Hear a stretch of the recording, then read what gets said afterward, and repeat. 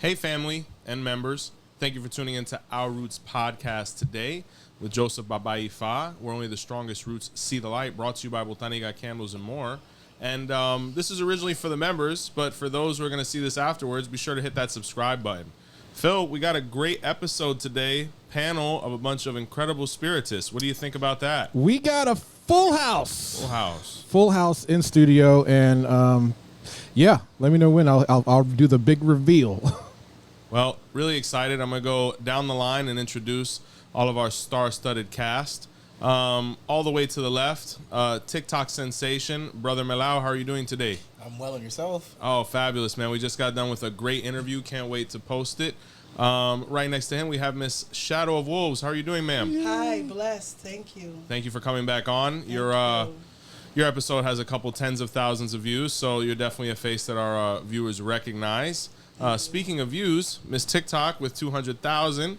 Miss Jennifer Omi Yoko, how are you doing today, Miss? I'm doing well. 200,000? Yep, right up there. Wow. I'm sure you got a couple calls from the channel. I feel honored. I'm blessed. I'm so honored to be here today. And last but not least, my queen, my wife, my co-parent, Miss Erica Poroye. How are you doing today, ma'am? Doing well, doing well. Well, guys, we're really excited. All of you have followings. All of you have people who are interested in this topic, and it is a popular topic. Spiritism, right? So what happens after we die? How do we attend to our loved ones from far beyond? And what are the makings of a spiritual professional like all of you are? So the first question, and we're going to direct this one at Mr. Melao, is a spiritist born or made, sir? What's your opinion?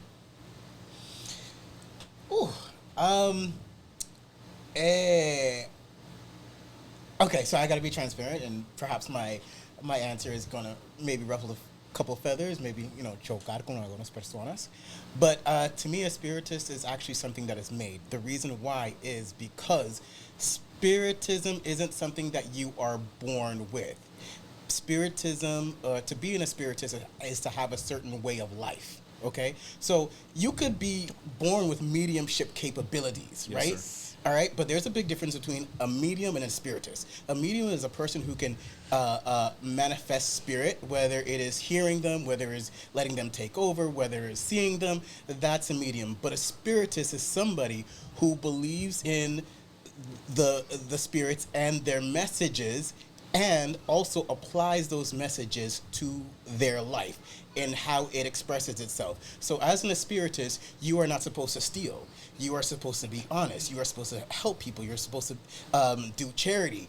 And so all those qualities are not something that you are born with. You might have a predisposition to that, but a lot of that comes from training, from being taught from either from small or from doing research or having an elder in order to be able to guide you to have those qualities. So you can be a medium and not practice what spiritism teaches. Yeah. And so you can be somebody who isn't a medium or someone who doesn't have a great medium capabilities, but still practices what spiritists teach, or spiritism teaches.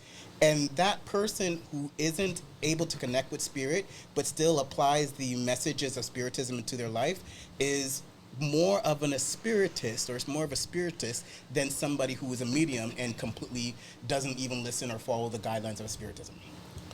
My brother, I got to be honest with you. That may be one of the best breakdowns I've ever heard of those two concepts. Because even someone that comes up and we're like, yeah, everybody's a born medium, but not everybody's a born spiritist, right? Just like you may have the capabilities to be Olorisha or Babalawo, you still have to go through your process, right? You still have to go through that grooming.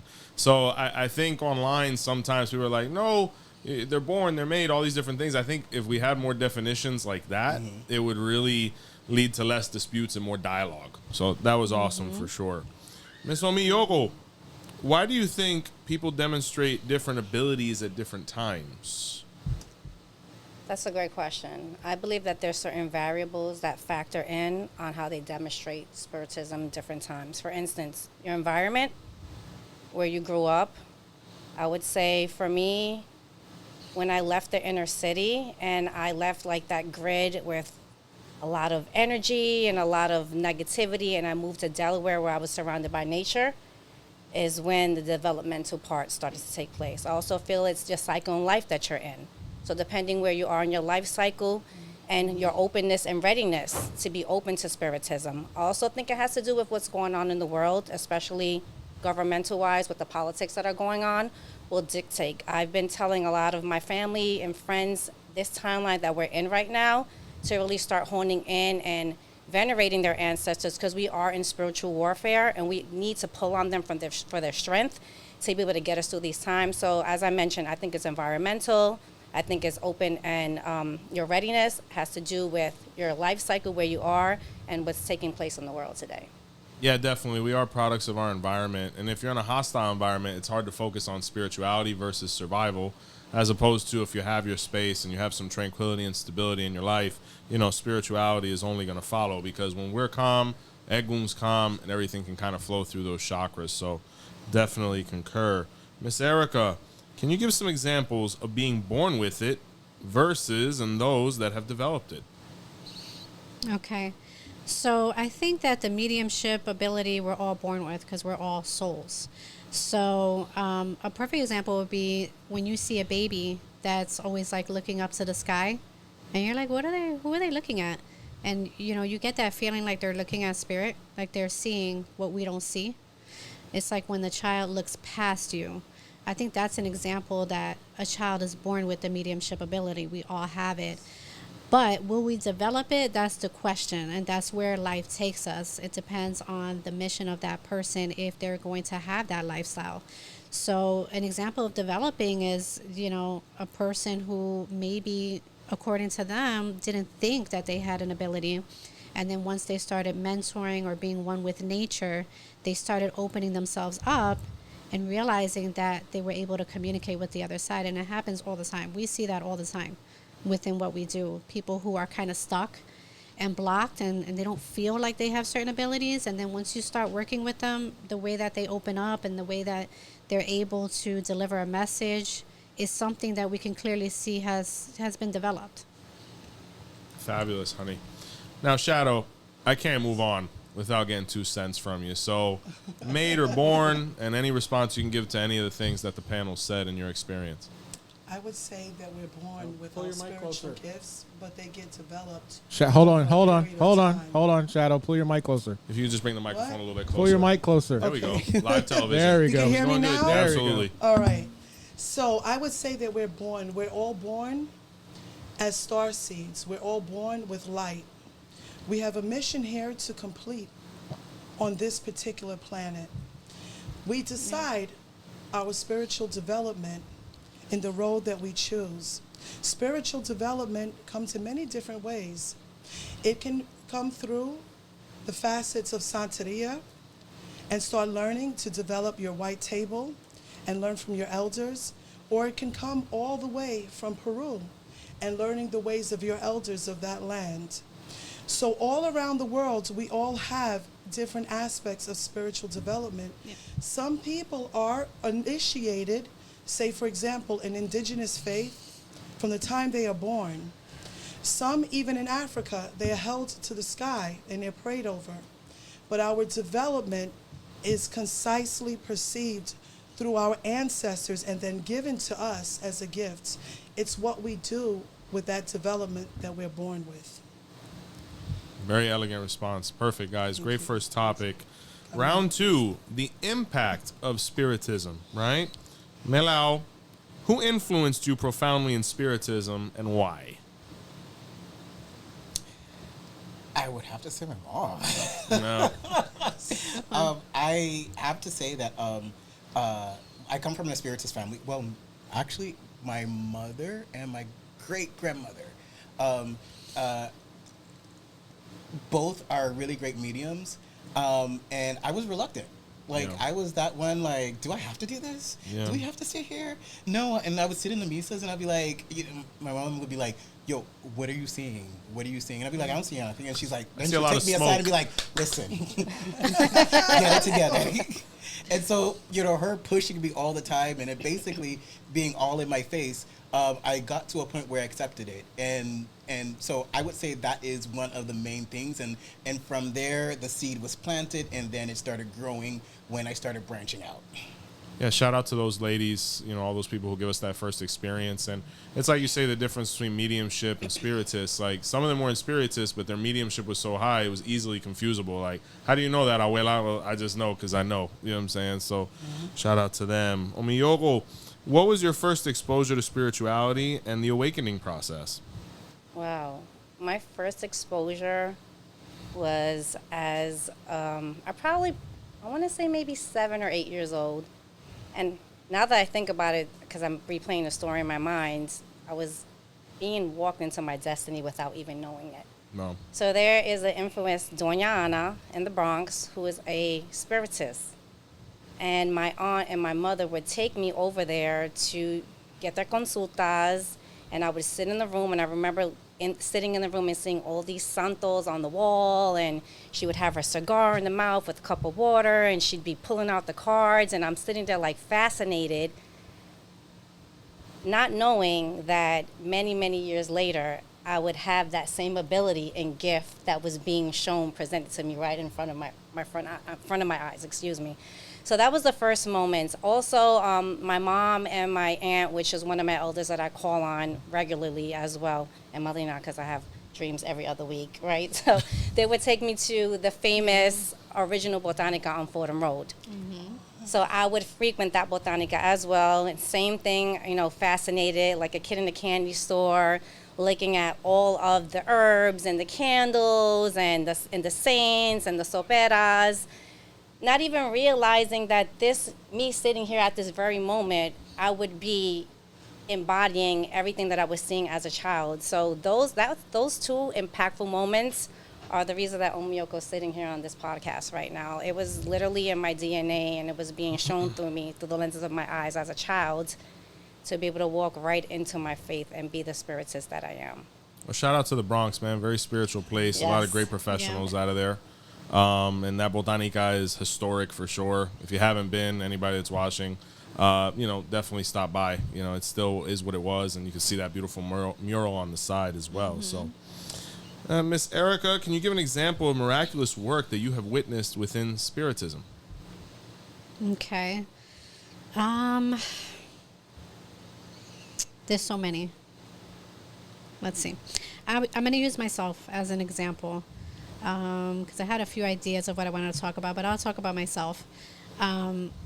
Before I got involved and I realized I had gifts, or I was going to be ultimately having this lifestyle, I was living in the Bronx, and I was the hustle and bustle every day with my 2 kids at that time, and I had gotten really sick. I felt really, really sick, and I was having like severe pains in my bones, to the point where one day I literally couldn't get up, and I was in the hospital. I actually don't think I ever told you the story, honey.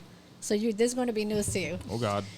Maybe I have, but I couldn't move. So I went to the hospital, and they started trying to run tests because they were trying to see if maybe I had like rheumatoid arthritis or some kind of something going on, right? And they couldn't find anything. So that week I get a call from a spiritist that my father knew, because my father had a salsa band, and a lot of the guys that worked the band, they were santeros. So the guy reaches out to me through my father. Never really spoke to the guy, didn't know him like that. He calls me, he tells me, you're sick. And I'm like, yeah, I am. And he says, I dreamt about you, and somebody went to Haiti, and they did something so you can die. Oh, man. And I'm going to go to your house today with your father's permission, and I'm gonna help you. And he came to my house, and he did a ritual on me, it was a spiritual thing. He was a santero, but this was more of a spiritual thing. And he actually picked up the spirit or whatever it was that I had on me, and I immediately felt better. Immediately. Like, I was having severe bone pain. Like, I was to the point where I almost was immobile. Like, I couldn't walk. I was sick. And as soon as he did it, I felt better. So I think that was a moment in my life that I realized that this was real. Like, there's really something more than what we could see, what we could perceive, what we could even understand. So I would say that was a pretty profound moment for me. So that was the son of Oya, right? Yeah. Yeah, shout out to him. He has 70 years crown right now. Yeah. Yeah, it's wild. I tell you, even from a miraculous standpoint for us, just, children. I feel like my house is the spiritual maternity ward because every time the muerto comes down, he calls out, hey, a kid's on the way. And I'm like, no, he's not. And he's like, oh, yeah, he is. You get ready, daddy. I'm like, yeah, whatever. Light the candle, whatever. And before you know it, hey, I'm in front of the Botanica. I'm pregnant. Pull over. Oh, God, here we are. So that's my miraculous moment. More babies. God bless. So, Shadow, discuss a time you feel you sincerely spiritually helped somebody. So something impactful. So many. I remember there was a woman that was battling, in respect to all religion and faiths, but she was battling with a court system of judges, lawyers that were Satanists, respect to all faiths. And she was being attacked spiritually every night. She was being tormented. When she looked for help in this particular state, it's not in this state, she couldn't get any help because they were all within that tribe of Satanists. Well, she came to us and we did prayers, and we did with all faith and blessing her rompimiento. We were challenged, however, because a big flame from the lighter flew and popped in the air. She grabbed my embele, my machete, and started screaming. I called on Archangel Michael and all the spirits when we were in the woods doing this. And immediately, you felt the energy completely changed. Prayer is everything. This was in the middle of the woods, battling the demon that had to be pulled from out of her. The most success is seeing when the person's energy and the evil is gone and depleted, and they move on, and that they're happy at peace with their life. Absolutely. And that was a very big battle for her, because everywhere she turned, she went to the lawyer, he had the tattoo and the mark. The judge, they all belong to the same energy. I'm not putting any beliefs or religions down, but this is something that was tormenting her and her children that was gone forevermore. It's beautiful when you see the success and blessing others, and that they use the sight of spirits and they believe because they see the transitions and the difference. That's what's most important. Well, that, when you look at our profession, right, whether it's spiritists, babalaos, etc., you begin to realize, apart from mental health, this may be the most underattended and understimulated aspect of health. And a lot of people say, well, if I ignore it long enough, will it just go away? And you look at a situation like that one, or maybe others that you guys have dealt with, it doesn't go away unless we make it go away. These are parasites, if we're under spiritual attack or omen. So definitely, I don't think anybody makes it out of these practices without a miracle or two that they could talk about. So awesome stuff, family. Next, development and best practices. Melao, give us a brief overview of your consistent spiritual habits. What's your routine looking like, brother? How do I say this? So I practice various spiritual traditions. I am not just a spiritist, I'm also a palero. I also am a Hugon in Haitian Voodoo. And so when I get up and I have the time, the first thing I do is I pray to my ancestors and my spirit guides, and then I will go and speak to my Elegua and my Olokun, and then I will go ahead and attend to my laws. And I do that to, one, affirm my purpose for that day, and also to ask for their guidance. Nice. And for them to help to make the necessary manifestations in my life to help to keep me on that path and help me to reach my goals. Yeah, I think that you see a lot of common practices among successful professionals. Like Erica's very big on affirmations, moments of gratitude on a daily basis, and usually there is that moment of meditation amongst us or you guys. Like whenever you have a piece of work later on that day, you'll probably say a couple prayers in front of your table, give yourself a spiritual bath and whatnot, and kind of prep you for the war that is ahead, because every time you take on a client and take on a situation, it's good against evil. So definitely great advice there. Omi Yoko, how have your spiritual habits and routines evolved over time versus when you began to right now? I love that question. I was thinking about that the other day. I was actually having deja vu. I started with a small altar that was actually a bamboo shoe rack. and I had a statue of Oshun that my mom had gotten me for Christmas, and one candle. And I didn't know any better at that time, but it was in the bathroom and in my bedroom. So I started there, and then I started implementing, actually following the phases of the moon. So for every new moon, I would write intentions, and I would do candle work with it. And then with every full moon, I would release what no longer served me, and I would do candle work with it. I started there, and then I progressed to having a small little bovada in my living room. And from the bovada, I would sit there every day before I walked out of the door to go to work, and I would pray probably maybe 10 minutes. And years later, fast forward, I have an entire spiritual room. The first thing I do when I wake up in the rising, and this actually came to me a few months ago, and I had text message, Father, I'm being guided to pray to my Ori. So I get up every rising. I have a prayer mat that faces the east. I pray to my Ori. Then I go outside to my balcony. I bang my stick. I talk to my eguns. Then I go into my Santo room. I sit at my bovada. I pray to my ancestors. Then I leave the bovada, go to my elegua, talk to elegua. Then I go back in the room and I pray to every one of the orishas that I have in my room. Then I sit back down. I pull a card for the day. Nice. Because I want to know how my day goes. And then I go into the mirror and I do affirmations for 15 minutes. Nice. So I have implemented a real routine where I'm not walking out the door unless I do that, and it's about 30 minutes of my morning. Yeah. And when I tell you that this has worked, and last year I think has been the best year of my life, where the closeness that I've reached with my ancestors and the messages that are being delivered on a consistent basis, and she can attest to this. I'm literally texting her every other day with the messages that they're delivering to me, because of the discipline that I have implemented in myself. And I speak on this all the time. Spiritual discipline is very important, especially when you're in this profession as a spiritist, as an Olorisha, working the religion and being able to help people, the collective. It's very important to do those routines to keep yourself grounded, and also to manifest the things that you want to come to fruition in your life. So I don't know, I may be a little bit over or excessive with it, but it's working for me. No, but you're building, and you're fundamentalizing, and you're only going to get out what you put in. As time goes on, it becomes a little more streamlined where you're able to feel things out. But in those beginning stages, as you're growing, it's very key to have that. I mean, during the Yaworaje, me personally, I'd wake up, I'd ring everybody's bell, the boveda, you have to go through that. And with time, it becomes much more, situational. So great habits for sure, and a lot of things people can pull from. Miss Erica, future goals for spiritual growth and development. Okay.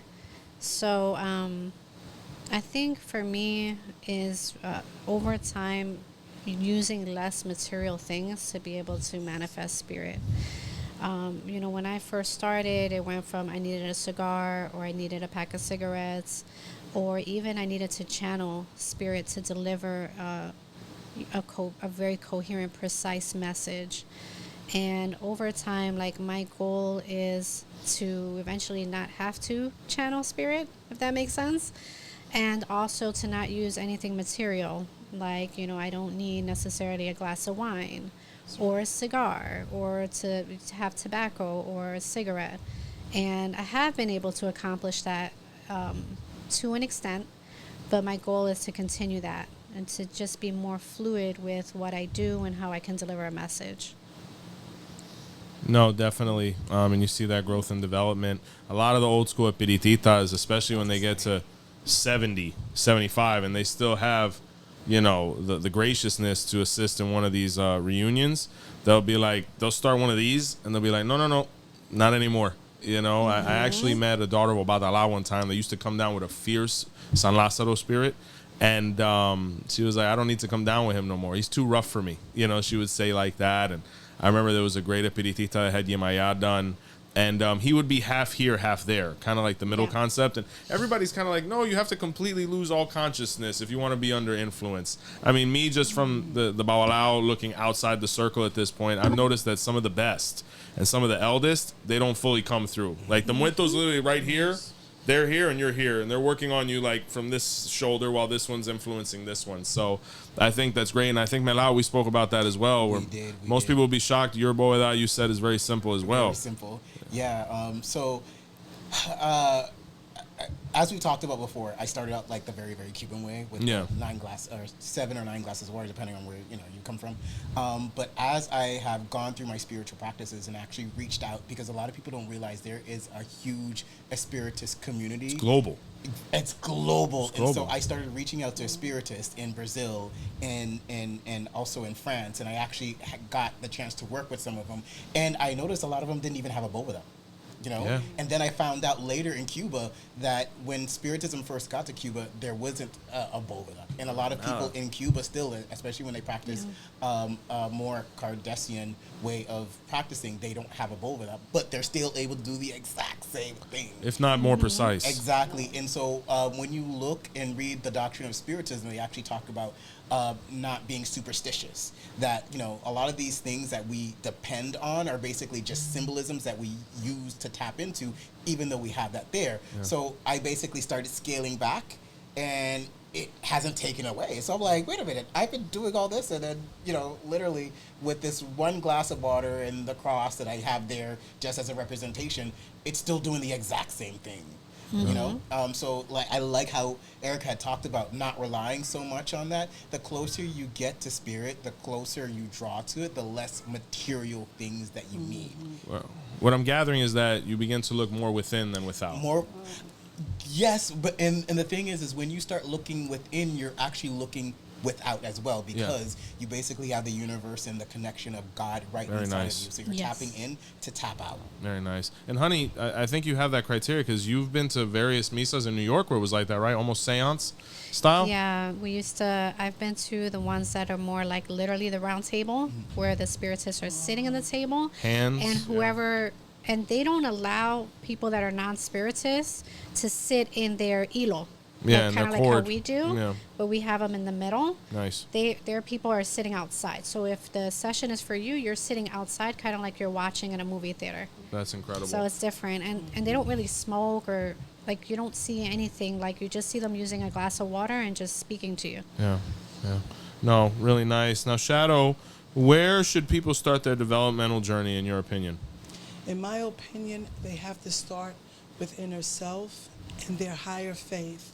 Whether we say Great Father, we say God, according to who you believe in, but your inner self. Your ancestors, after that, are very important because many people go through initiation, they go through this, they go through that, but why not start with your inner self and praying with nature, praying to God? That's how you develop your chakras and your third eye, is by looking within and realizing that every single person is your brother and sister and a reflection of you. And knowing that there is a higher being. In my opinion, there's always a God, Olodumare, we say in our faith. Some say Father God, some say the higher self. But instead of jumping to initiation, it's important to start with your ancestors and your faith. But foremost is you. Because when we are born into this world and the umbilical cord is completely severed, we're one within this world of ourselves. We have to begin by walking and talking and taking in everything that we see. And everything that we see in this earth that is tangible is through spirit. So when we're talking to others and we're communicating, we're interacting, it's all through spirit. So we start to develop all of the languages of people's body language, as you see me doing here, as we're sitting next to each other. This is how infants develop and grow, and they develop their spirits. And then the rites of passage for different initiations move on if so need be. Some are just naturally spiritualists where they grow and develop as children and they become oneness with nature, and that's just fine too. So it's good to start with God, your inner self, understand your communication and interaction with others, and then allowing your ancestors to guide you. Some don't know where their ancestors are. Many people are adopted, or many people, they don't know. But it's the blood and the DNA that walks with you that will carry you through. You don't have to know exactly the names of everyone. They're there for you when you say, I'm calling on my ancestors. Sitting in front of the sun at 4 o'clock a.m. or 6 o'clock a.m., and you're calling on the light of God, that's enough for the ground and in the faith that we walk on, because the bones live in the ground. Whether we were cremated, whether we were buried, no matter how we go on this earth, we'll still be there for those who are related to us, or sometimes spirits walk with us in our energy and commune with us, and they have no bloodline, but those are our spirits of our past lives. Yes. Really beautiful. And go ahead, Melao. I love that you brought up one thing. And I think Just that, one? No, well, no, go ahead. You brought up a lot. But one thing I want to highlight is I liked how you said the soul. I liked how you talked about ourselves, because when it comes to Spiritism, people have forgotten, well, I shouldn't say people, a lot of people have forgotten the purpose of the Spiritism, which really isn't to connect with the spirits. It's actually to purify your soul and help your soul to get to a higher vibration, so that way you can come and get closer to God as your lifetimes progress. Yes. And I feel like in Spiritism, especially when it comes to practicing Espiritismo cruzado or Cuban style, is their focus on lo muerto, the spirits. But what about the soul? Like, when you are reading those prayers, the most of the prayers are talking about you, specifically you, and your connection with God, and forgiving your sins, and helping for charity and things like that. And so I love how you brought it back to you. It's you, your spirit, and then how the spirits can help you to be better. Yes. No, definitely. Definitely. You have to work with what you have, and what better thing to work with than yourself, especially starting off. Like, some people would be like, Baba, what do I do or even to Erica, like, what do we do as we get ready to get crowned or receive mano orula? And honestly, a lot of what we tell them is, meditate, do some introspection, see what you could be doing better. Forget about all the other influences, even culturally or spiritually. Just what can you recognize in yourself is going to help you purify and prepare for your body for this process.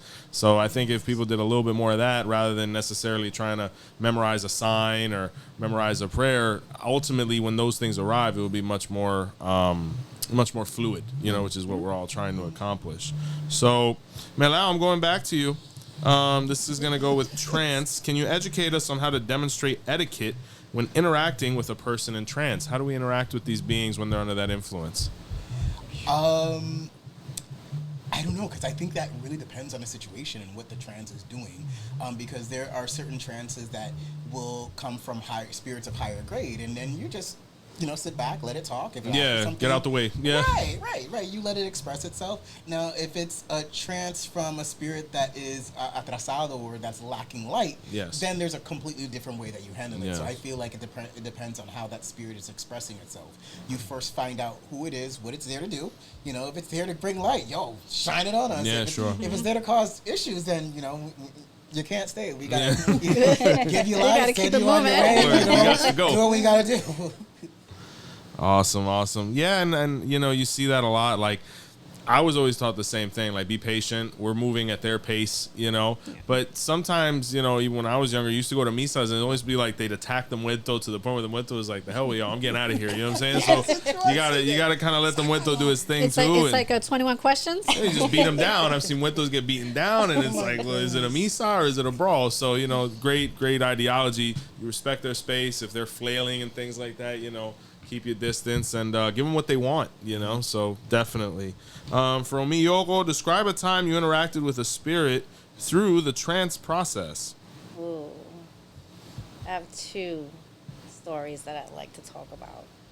So the first was about 2 years ago. It was literally New Year's Eve, and you're spiritual, so you're cleaning the house, you're washing the linens. I'm in my spiritual room, making sure that everybody's set, and I kept hearing, make sure your sisters come over. Make sure your sisters come over. And I'm like, okay, and you sit at the bóveda with your sisters. And I'm like, oh, shoot. Okay. So I bring them over, and we're sitting, and we're doing the prayers, and I feel my muerta coming, and I'm like, all right. I'm telling her, I was like, you better behave. They haven't seen you before. Come down eloquently, come down gracefully, because I if something happens, they don't know what to do, right? It's just me alone with them. They don't know what to do, so please.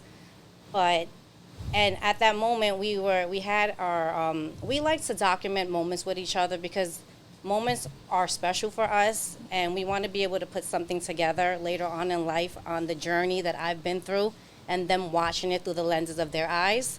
So we had one of the phones in the corner of the room, and lo and behold, she came down, and she came down so sweet. And it was about 45 minutes of me channeling, and I was just reading them the filth, right? Everybody. But at the end, I remember like coming out of it and waking up, and my baby sister hugged me and cried, and she was like, I'm so proud of you. And I just started bawling because I wanted them to see what I was capable of, because they didn't have that opportunity yet. And the way she came down so beautifully and delivered the messages, and I don't want to get emotional about it, but it was like such a beautiful moment to share with my sisters. And the information that was given to them and they applied it was like one of the highlights of one of the trances that I went through. And then the second was with Madrina and with Shadow of Wolves, which a misa that I had probably about maybe 6 months ago. Good company to have. Yes. For sure. And that one was surprising because I wasn't prepared for who came down. And I remember you saying, you're going to channel. And I'm sitting there and I'm like, ugh, because I'm still learning how to navigate. And sometimes they just don't come through eloquently. And I don't like that sensation that you get. But, you know, I respect it because I felt like I was in a comfortable space. I had 2 respectable elders that I was like, this is a safe space. And my grandmother came through. Wow. My grandmother came through. That's impressive. And I channeled, I don't know, maybe, how long would you say that happened? Maybe 10 minutes? I don't know how long it was, but she came through. It was at least 20 minutes Yeah. or so. Yeah. She came through and she was delivering her messages, and that was a beautiful moment. Now I know why I like smoking cigars, because I didn't know where that came from, because she was smoking that cigar and drinking that rum while she was channeling. But good time. yeah, she was having a great time. And she was delivering the messages that she needed to. But that also was a beautiful moment because I have gone to many misas, and I have felt the urge of a muerto coming through, and I would stop it because I didn't feel like I was in a safe space. Yeah, it has to be natural. Right? It has to be natural. And I'm like, I don't know these people. I don't know what they can do with, with my muerta. I walk, I'm with her here, and then I leave and she's gone. But being that I was in a space of elders that I felt safe enough to let that happen, and then for my sister to be there and witness that again, that was another beautiful moment of trance. It's pretty terrifying. I mean, to be completely of the whim of the people you're surrounded upon. That's why when a lot of people first start, they say, hey, stay within your house, grow within your house, and as you build relationships and meet people that, are semi-trustworthy, within this space. And because you really don't know how things are coming through, and who can you trust more than your elders, the people who have facilitated those chakras unleashing and opening up and stuff like that to facilitate that. Yeah. So definitely you have to feel comfortable with who you're around. Honey, can you describe different types of trances for our viewers? Yeah. So there is the trance where you're fully conscious, right? That's where the medium could just kind of look at you and deliver a message where, you're channeling, but you're completely there, you're completely coherent, and you're facilitating like a vessel that message. So I think that's a type of trance where you're completely there and you're just able to deliver a message, which is kind of my goal to continue that flow. Yeah. I think there's also like the subconscious. That for me, and I'm just going by my experience. I know every espiritista is different, every medium is different, but the subconscious is kind of more like a steady flow. Every energy that we channel is going to be a little different when it comes to the spirit world. So, like the Congo spirits are going to come through a little different as far as how they travel, how they work with your subconscious mind. And so it just depends on the energy that you're channeling, but then it's like a subconscious where there's a part of you that's there, and then the other part of you is spirit, and you guys are working together. And then there's also, and I could say I've experienced this through Orisha, which is a whole different energy. And it's like, for me, that's a complete loss of consciousness. It's very scary. I still, 13 years later, am just starting the process of fully being able to engulf that. And you saw that in the last tambor. Yeah. But it's so crazy how it happens when it's like a full consciousness. It's like, I understand why they say like te sube. Yeah. Because it starts from the feet. And it starts out where you're fully conscious, but literally, if I move my arm like this, I didn't tell my body to do that. Right? So the orisha is literally moving your feet from the bottom up. When you start dancing and the feet start moving, your mind is there. So it's crazy. But it's like, I am not telling my feet to do this. So you're having that battle with your mind and what's happening to your body. And I feel like that's a full conscious, like, let go when it comes to orisha. I don't know if other practices have that it comes from the bottom of the feet up, and you kind of feel it come up, and then you feel like you're taking your last breath, and then you are out, and orisha comes in. So those are the 3 different trances that I can say that I've experienced, that I can say that I have some knowledge on. Based on the theology of Ifa, what you say really falls in line with what we were always taught as Babalaos, is that Orunmila and Orisha doesn't share space. So when you look at a spiritual court, right, where you might have 7 to 8, normal human being maybe, they're kind of funneling in and out, like one's close and then another one's close and then one's half in, one's half out. But when you look at something like Orisha, something that completely dominates Ori, or the head, it doesn't share space with anybody, not even consciousness, right? And that's where concepts like Ipako, or the dark side of the brain, and the subconscious really take over the ego. So just you describing that is incredible, because it almost sounds like a champagne bottle, Yes, at that last moment of connection.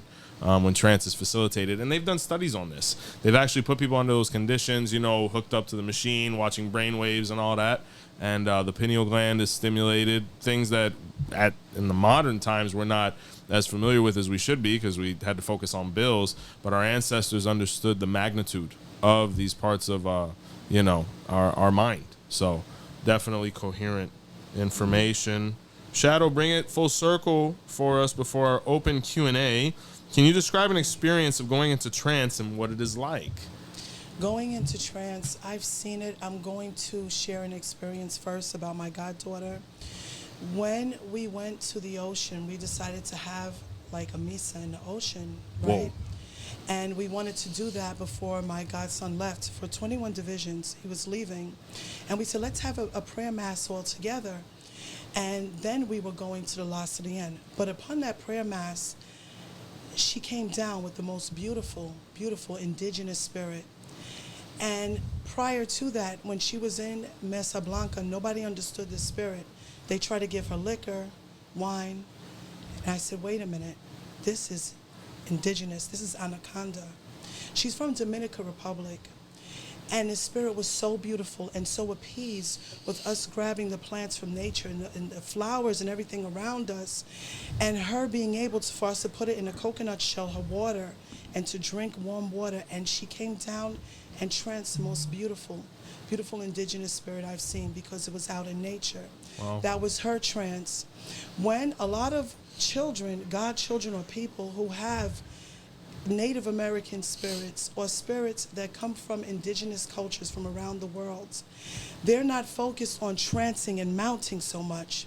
So for example, Tinjo Alawe, they more journey, that is their trance, of being able to have their ancestors guide them and to take them from past to present and to future. So there's more of journeying in that trance. But in my own experience, when it comes to sitting at the white table, or when it comes to being mounted in a cajon, for example, I notice I have no control of, it is, of a certain spirit that comes through, and I've learned to have faith in him and let him just be there. I would get nervous because I'm predominantly English speaking, right? Yeah. So I would wonder, what's gonna happen? No, just stay here. And I said, you know what? I don't care no more. I'm getting older. You want to come through? Come through. So what I've done is just relax. And when he shows that his presence is there, I just let him go ahead and focus on him and let him come through. But many different people have trances where I've seen them, even in Espiritismo, where they just talk to you. They look at you. And when they look at you, they can tell you exactly what's going on with your life, but it's not them speaking as a human being. It is the spirit that is talking through them, whether they may be aware or not. But most people are focused on mounting and mounting. Why? The purpose is to save the people and to give the messages that are blessed through the lights of your spirit, to bestow it upon somebody else without having to go through all of that. If it happens, yes. But if it doesn't, it's not necessary. As we get older, we're seeing it's not as necessary as long as we take care of each other. Awesome. Yeah, I've had many experiences like that where like we would sit in Misa and whatnot, and someone was obviously under influence talking divinely. And there were even times when I feel like I would look at the person and out of the corner of my eye, they'd have like a different face on altogether, almost like a silhouette. Like my Yubona's husband's father, when he would come down with his Arabic spirit, it was almost as if he would transform. And not theatrically like the movies and nothing like that, but just you could kind of look in his eyes and be like, there was this glossiness almost over it, like something else that kind of, covered him. So I think another thing is a lot of people, when they come into these traditions, especially Western born people, we see a lot of movies. So we expect an exorcism to look like the movie, or we expect a trance to look like the movie. Actually, a really great movie. I mean, you mentioned Melao, that you've interacted with Brazilian mediums. I mean, they actually came out with the movie about Kardec. Yes. So shout out to them for, cementing that man's legacy cinematically. I'll throw it out there. My birthday is actually International Spiritist Day, March 31st. So I don't know, that helps every now and a consult, I think. And, just a great legacy. Before we open up the Q&A forum, honey, I want to congratulate you and congratulate all of you for being mature, educated, talented, refined, spiritual professionals. I don't or can't remember the last time I saw a panel like this. You know what I'm saying? With professionalism, preparation, all these wonderful criterias. So my regards, just as a Bawalao from the outside looking in, like all the people that are watching, kudos to all of you, and all of your communities are in great hands. So Phil, class is in session. Let's get some questions for all these people. All right, so you can't see the screen. So I'm gonna, I need your help, Phil. When I put the question on the screen, Erica, do you mind reading the question out? Is that okay? Yeah, I should be able to. Yeah. All right, so this one's a little longer. It's from Trinity. So read that highlighted one there. Okay. In the philosophy of Palo, why would a person need to get scratched? What does getting scratched do for a person, and what responsibility can a new initiate expect? We'll start with Melao and then work our way through all the other tatas and yayas, right? Here we go. So, I'm going to try to put this as diplomatically as possible, but also be as transparent as possible. First of all, not everybody needs to scratch. That is my personal opinion. Word. I am palero. And the thing is this might be offensive, but I'm going to just say it. In certain houses, it's a requirement to be able to do santo. I do not agree with that. Absolutely not, yeah. Why? Because the only reason why you need to scratch is because you specifically have a Congo spirit. There you go. Okay? There you go. That used to work like that. And in order for you to be able to work that spirit correctly, they want you to do palo. Yep. Now, one of the things that I cannot stand is in Spiritismo nowadays, just because they see a black person, might not be from the Congo. Yeah. I mean, forget that there was the Igbo, Benin, forget the that there was Hausas, the Dahomey, Yeah. all these different tribes. Yeah. If they see a black person, that's Congo, and they really need to stop that. Yeah. Because you specifically need to have a Congo spirit that works with you. And a lot of times, if you actually have Congo DNA, that it helps you to connect with that Congo spirit even more so. Okay? So, now that you have established in a Misa that you have a Congo spirit, this Congo spirit is saying, hey, I would like this person to do that. You go to a palero, the palero, confirms that, ask their prenda, whatever. Once it's affirmed that you have to scratch, basically what ends up happening is you make a compact with that, your tata's prenda, and that prenda becomes your protector. But it also causes a link with you and your spirit, and that spirit then helps to make manifestations in your life, whichever way that you need. Yes, so if you are supposed to scratch, scratching is you fulfilling a part of your destiny to be able for you to reach your goals. Who else is scratched? I forget sometimes. Go ahead, Renee. So as a Yaya in Kisi Malongo, and being part of Palo Mayombe, I didn't want to, with all blessing, to get scratched right away. It took for me to ask a couple of times because I've heard so many negative connotations about getting scratched. Yep. Palo Mayombe, Briumba, Palo Monte is all very beautiful, but it's not for everybody. Mm-hmm.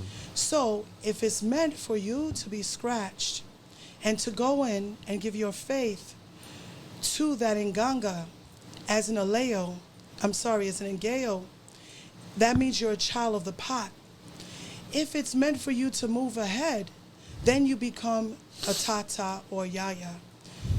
But why look for something if it doesn't call for you? Amen. If it's necessary, yes. There you go. Yes, if it's necessary and you know you have to do it, okay, then do it, because that particular Nganga and that Nfumbe, which correctfully so, you must know the name, you must know the prayers, the house, everything, your manonzo. It's important to know that you have to be careful who scratches you and how you're going in to get scratched, and have faith in what you're about to do, because Palo is something not to play with. Oh, it's just a fad. Oh, everybody's getting scratched. Let me jump in. This is something that you don't play with. You make sure that your energy is ready for that, because that energy is very strong and it lasts forever. It doesn't go away, and it's a blessing to have it and keep it. But you must know when that question arises that, like what you were saying, you have to go in front of that pot. You have to get a reading with that Tata, and to make sure that it is meant for you to be what they say, Rayal. So this is important, and it's nothing to play with. Jen, you're scratched too, right? I am. All right. Your take. I don't have a take. I think that it was one of those. No comment. Yeah, no There we comment. go. It's one of those situations where the former house I was in was a requirement, and I did it because it was a requirement, but it is something that I honestly do not have a connection to, nor do I want to have a connection to it, in all honesty. I was Thank you for being told, transparent. I'm transparent. I was told that even in my ita that I should not be working it, nor should I even be around it. So, Well, it's one of those situations where you fulfill. Right. I think destiny ultimately takes people where they're meant to. You were If saying? I can circle back to one of the things that you said, and the thing is, if you are scratched and you're not supposed to, it actually becomes something that could hold you back. Oh, yeah, it's a You tap hinderment, on yeah. this energy that doesn't well with you, and it could either cause you to lose financially, it could cause you to lose Everything, your head. yeah. And the thing is I totally forgot what I was going to say. But yeah, so Yeah. also too, even if you are scratched properly, but you're working it wrong, working with that spirit can also drain you energetically. Yeah. So, Right. so this is why a lot of paleros, because they work it in such a way that it drains their energy, sometimes they actually have to end up doing santo to basically Yeah, if you do save fulazo their- after Yes, fulazo after thank you for fulazo, that. somebody's got to Yes. save you. And the muerto's like, you maxed me out, bro. I can't do nothing else for you. I got too many bodies with you already. You know what I mean? So, I mean, if you look at even me and Erica's case, I mean, I just did my ancestry. I came back like 5% Congo, so I think that's, I don't know. But I didn't get scratched. And I was somebody that wanted to be a part of everything. I wanted to get scratched in Palo. I wanted to get sworn Kinyongo, all those things. And I remember when I went to the last misa before it was possibly going to happen, the Espiritista / Yaya, whose pot was going to be functioning, said no to me and my mother. You know, same DNA, same everything. Now, mind you, we had a different type of currency. There was really no reason to say no other than ethics, and that's what that woman had. All Question? right. Next question here. Here we go. You see it? Erica. What practices can you do at home to better help you identify your guides? Want to start with that one, Jennifer? Sure. I think I would suggest taking it very slow, right? So, as I mentioned, I had a small little bovada, and I would just recite 3 prayers. And it was the Our Father, the Hail Mary, and it was, I think there's one. The Glory Be, possibly? Yes. Yep. And I started slow with that, and I would just do those 3 prayers, and it started to progress. The more I started to get, I would say, in tune with the spirits is when I started to get guided. Okay, let's implement another prayer, another prayer, another prayer. And we actually talked about this on a TikTok live with Madrina, And I started to become way overstimulated because I wasn't guided by elders. And it started to become a problem for me because I could not control all the messages that I was receiving.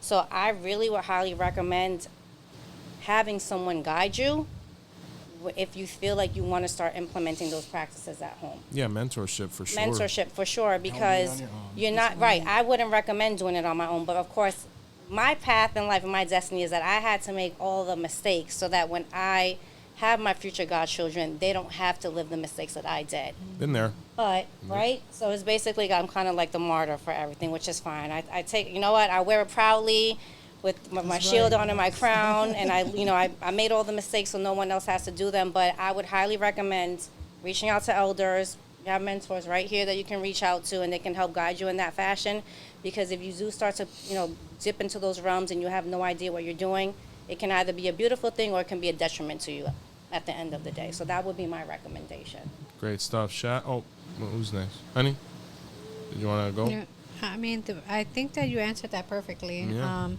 I think that ultimately we do need guides. It doesn't have to be the same mentor. You can have different mentors, like Melao mentioned. You sought out different people because we can all add value to each other. So being part of a community is a big part of it. But it's a lot of self-awareness. It's a lot of what we do on a day-to-day that's going to help connect us to our own guides. It's not what we do when we're sitting in the altar. It's what we do when we walk away from that altar that's going to ultimately determine if you are a spiritual person, if spirit is going to be close to you. Because if you pray your altar for an hour and then you walk outside and, have a road rage incident, like spirit is not going to be close to you in those moments. So it's more what we do on a daily basis, that lifestyle, that's going to bring us closer to our guides. And another thing I just want to add, a lot of people want to wait for a misa of investigation to find out who their guides are. I always recommend people to work at home first, because your guides are more likely to show themselves to you rather than a random person. So you have to build that connection at home, and then misas and things like that are just there to help confirm. But you should be able to connect with your guides, and that comes through self-awareness, the awakening process, meditation, and lifestyle. Great. Shadow? When we're working with our spirit guides, and when you want to know who is this guide, who is that, pace yourself. You're not going to know the names of your spirit guides right away. You're not going to know, for example, in Blessings to Hecate, I didn't know that she was one of my spirit guides in my court until many, many, many years. And I still didn't put anything up right away. You have to take your time and pace yourself. Everything that walks with you slowly, you don't eat dinner all at once and gobble it down. Day by day, when you take your time, they will come to you. They will show themselves to you. Because these days, everyone is looking on the internet and say, for example, with all blessings to La Santa Muerte or Santa Marta or Papa Candelo, you don't know if this Lua or this spirit guide or this witch walks with you. Yeah. Pace yourself. It doesn't mean that if you have less spirit guides that are shown, that it makes you any less. We're all born with the power of angels that surround us. Some of them are spirit guides that walk this earth. Some are spirit guides that are appointed from God. Some are spirit guides that came from your ancestors or a past life.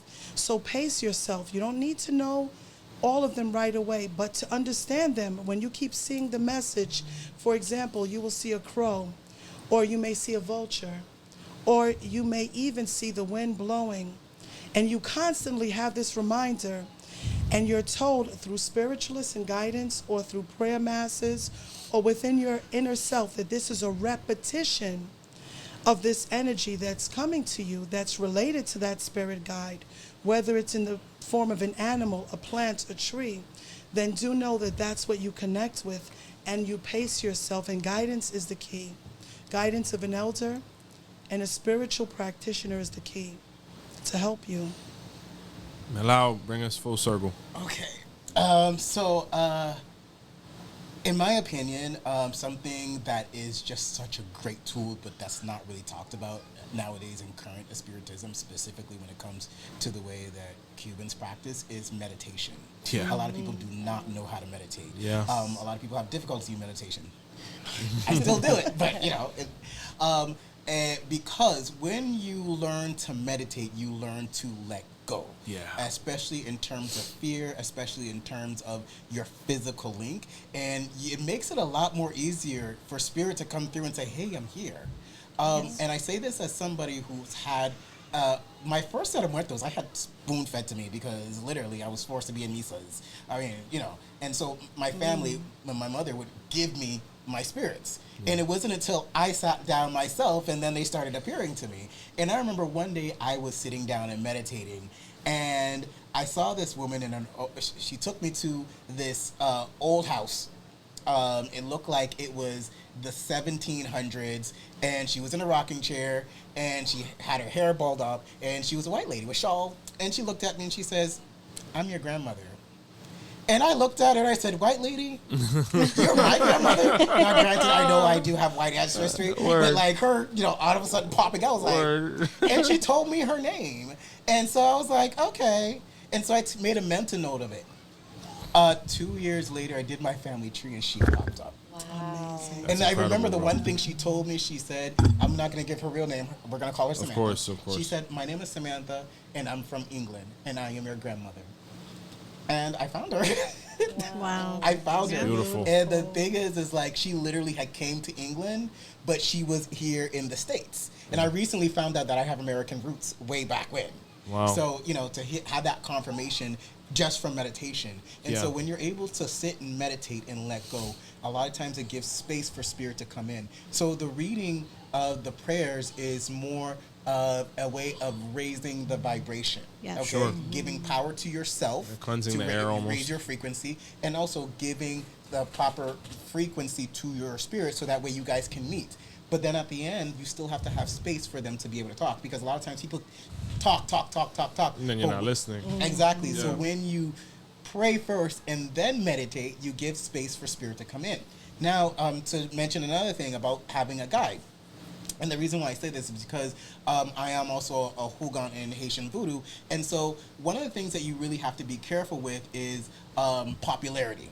Okay? Yeah. A lot of times people will look and see different spirits, like they'll see Ta Jose, they'll see Francisca, they'll see Papa Candelo, whatever, and hear these names, and then those names stay in your subconscious. Yeah. You meditate and it pops up, and really and truly, that's not that spirit. You just heard it so many times, yeah. You know, it's the subconscious memory, and so that is the reason why a guide is very important, because the way that you would attend to muertos in the process for developing the muertos, and the process for attending or connecting with the orishas and with the laws are different. Mm-hmm. For those, you need to go to a priest and of those religions to be able to confirm, yeah, that's what it is, or no, sweetie. And filter through. Right, yes. Exactly. So again, with the guide, I know a lot of people are into this whole solitary thing. I can do it on my own. I don't need guidance. When really and truly, we as Africans, that's not the way we function. No. Everything was about listening to your community, elders and tribe. Exactly. Yeah.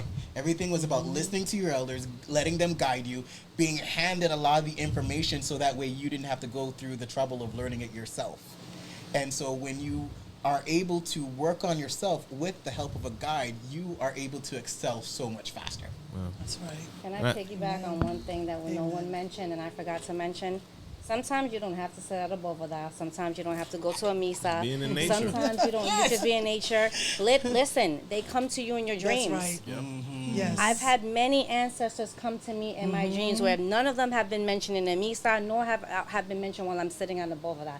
Even me sitting by the ocean, Yeah. I've received messages from ancestors. So I really honestly think, and I kind of talked about that with the first question, your environment is elemental, right? You can be sitting by the water. You can be sitting by a tree. You can even be sitting in your car being quiet, just with oneness with yourself. It doesn't have to be prayer. And you touched on that as well. Is with oneness within yourself, allowing yourself to be open enough to receive the messages or even receive their energy, to be able to connect with them. And Renee said it really well. I don't know what it is, but I say that in either my past life or my future life, I'm going to be a bird. Because the messages that I received through birds, I had one fly into my Santo room a couple weeks ago. I sent her a message frantic. It sat on my bovada. Good God. It came in, sat on my bovada, and then from my bovada, sat on top of Yemaya. And then from there, flew out the window. I cried like a baby. I cry like a baby because I say when they present themselves to me, it's literally through manifestations of animals. A lot of number sequences that I get, a lot of messages in the dream, sometimes even songs. I could get a whiff. It doesn't have to be in a setting of a ceremonial setting. It can be the simplest things where they're reaching out, trying to touch you to let you know I'm here, I'm with you. I tell you, just hearing all you guys talk, it makes me... Go ahead. One last thing. So I love how you brought up nature, and I think nature is very, very important, and it has to do with frequencies. Yes. Depending where you are, the frequency vibrations are different, and certain spirits vibrate at a certain frequency. So sometimes displacing yourself from where you normally are, meditating outside in the forest, meditating at the ocean, meditating on top of a mountain, it allows you to connect with different frequencies that can help you to attune your personal frequency more, and also help you to connect with certain spirits more. And I'm going to piggyback on that too, right? So let's just say you're in the car driving and your playlist is hitting. Every single song is hitting. That's your ancestors talking to you through those songs. And I've had those moments. Every single song back to back, you're like, oh my God, there's a message here, there's a message there. There's messages everywhere, but you said it. It's aligning with the frequency, the energy of it to be able to receive those messages. So it's just not ceremonial. No. It's not through prayer. It's literally just being open and receptive to receive that information. And I love it. I love it because I'm like so open. I'm like, oh my God, this song, yes, I got this message. Or even looking on the side of the road, I pick up on the smallest things. Oh my God, there's a rose on the floor. That's right. That's my ancestors talking to me. Like the smallest, simplest things, but you have to also be aware, open, and attuned for those things to come through. Piggyback. Okay. And that is a true spiritist. Okay? A spirit. Once you leave the Boveda, that spirituality continues. That spirituality walks with you. When you are true spiritist, when you are truly spiritual, everything in your essence is spiritual just without you even knowing it. 100%. It's just natural. Now, there's a difference between it being natural and it being forced, because, nowadays a lot of people like to show their spiritual. It's all about, being out and showing it. Yeah. No. It's all about action. It's all about being subtle. It's all about paying attention to little bits and pieces and taking it in, and not just freaking out that oh my God, a red rose. It's like you saw it. It's like, okay, red rose. That's it. Simple. All right, my piggyback. Go. Okay. It's a good topic. This is a good topic, guys. So probably about 3 or 4 days ago, I like to call my spidey sense, right?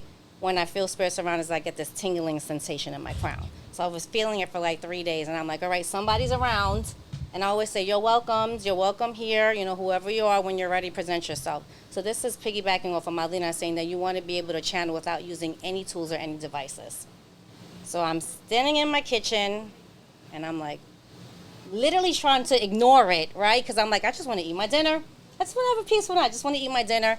And it's channeling. And I have this young woman that has been in contact with me because of the first podcast, waiting for me to just take my time so I can crown her. We've been, in contact for the last few years. And I'm like, I DM her. I'm like, there's somebody with brown hair that's channeling right now for you. And I'm like, I really want to eat my dinner. I was being honest. I was like, I really want to eat my dinner. And she was like, that's my mother. And I said, okay, let me stop eating my dinner, because at this point now I have to honor this is somebody's relative channeling through.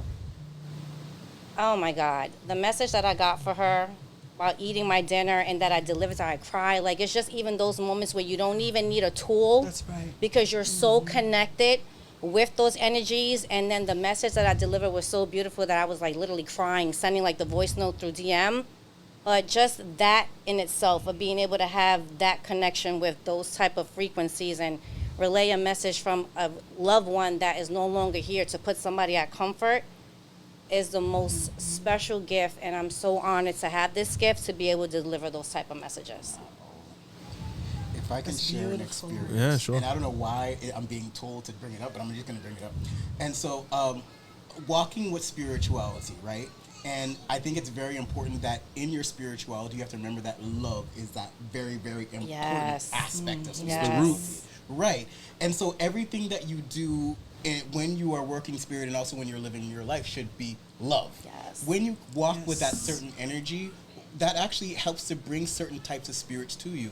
The espíritus atrasados, the one who are backwards, they don't like that. They kind feed of off energy. negativity. So they kind of back off, you know. And the spirits of light just kind of like drawn to you. So I remember once I was in my room, and my house, I love being in my house. My house is very simple, not really decorated, but there's so much peace and tranquility in my house. And so I was going to bed one day, and I felt this presence of this weird spirit, and I was like, okay, I'm one of those people, like, I have to really see to believe, and like, even though it's there, Word. I'm gonna ignore it, but if you cause ruckus, By then the third time, I gotta pay attention to you now. And so this weird energy spirit comes up to me and hugs me, and I was like, I don't know who you are, why are you hugging me? He goes, oh my God, someone, a palera sent me to do harm to you, but I love it here. Bro, that's real. Oh my God, I want to stay here. Sometimes the Muerto Kudos stay, and I was bro. like, They first do. of all, I was kind of like, who? And they were like, this person. I was like, check. And then I was like, you know what? You can stay. I'm going to give you your light. Just don't touch anything. But, you know, the fact is when you walk with love, a lot of spirits can be joined to you. And then on top of that, your energy vibrates so high that when those espíritus atrasados, those backward spirits, when they come close to you, they actually get a little bit of that light. If they want that light, they'll stay there and be like, hey, help me. If they don't want it, they're like, listen, this is too much. I gotta go. Oh my God, I want to get up and hug you, because that's what I always say. I operate from frequency of love. And That's it. I just want to add that I think that also channels through people. When you notice that you are a high vibrating person, you notice that people kind of just look at you with hate. And it's that negativity. They're not up there. It's that hate because they're hating that high vibration. Yes. And you know, you Yes, think about it, and you're like, well, why am I so hated? Well, maybe it's the vibration. It's just higher. rubs the wrong way. People want that. Because Yes. people walk with low vibration. See, it comes from within. It could be low vibration spirits, but there's a lot of low vibration people. And that's where that friction, I believe, comes in, you know. Right. I'm gonna piggyback on all of you. Go. Yes. It's ping